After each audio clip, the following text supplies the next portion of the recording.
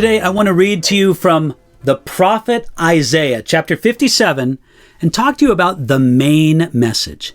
Here we go, Isaiah chapter 57, verses 15 and 16, where we read this.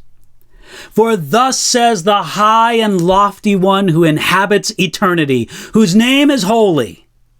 I dwelt in the high and holy place with him who has a contrite and humble spirit, to revive the spirit of the humble and to revive the heart of the contrite ones.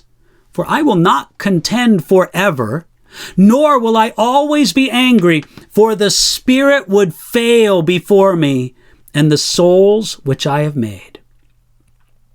When people think of someone speaking in the style of an Old Testament prophet, they usually think of someone who shouts judgment and condemnation. A real-life hellfire kind of preacher. There's some reason for this, because there are many passionate warnings about the judgment of God in the Old Testament prophets. Yet it is wrong to think that judgment is the great theme of a prophet like Isaiah. The message of God's great love is much greater than the message of judgment. Isaiah chapter 57 is a good example of this. In this chapter, the prophet Isaiah dealt with the sin of Judah directly, and he used images to describe the sin of Judah that we almost wish he had not used. He said that Judah was like the child of a prostitute and an adulterer who had gone into prostitution and adultery themselves, giving themselves in every degraded way to the false gods and idols. It's a powerful image of the lust and depravity of Judah's attraction to idolatry.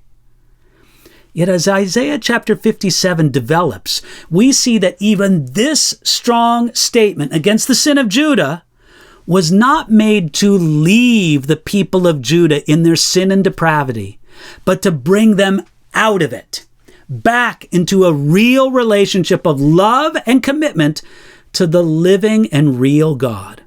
So now, in Isaiah chapter 57, verses 15 and 16, Isaiah tells Judah and us 3 ways to get right with God, even if our sin has been as black as Judah's was. The prophet begins, starting at Isaiah chapter 57, verse 15, telling us the first aspect in getting right with God. For thus says the high and lofty one who inhabits eternity, whose name is holy. To be right with God, the first thing to do is to understand his great majesty. Therefore, the Lord introduced himself to his people with titles reflecting his great majesty, and he expected his people to respond to him as that kind of holy and glorious God. Isn't so much of our neglect and turning away from God simply forgetting how great and how wonderful he is?